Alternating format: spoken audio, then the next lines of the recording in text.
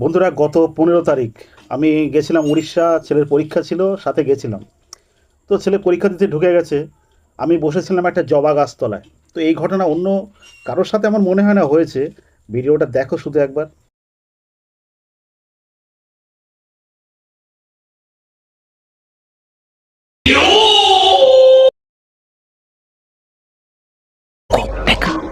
लेकिन ये साला कर क्या रहा है यहाँ पे।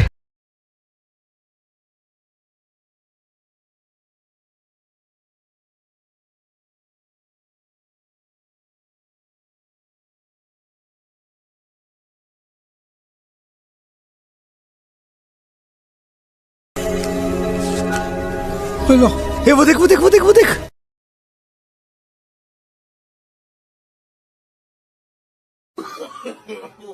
No, no, no, no.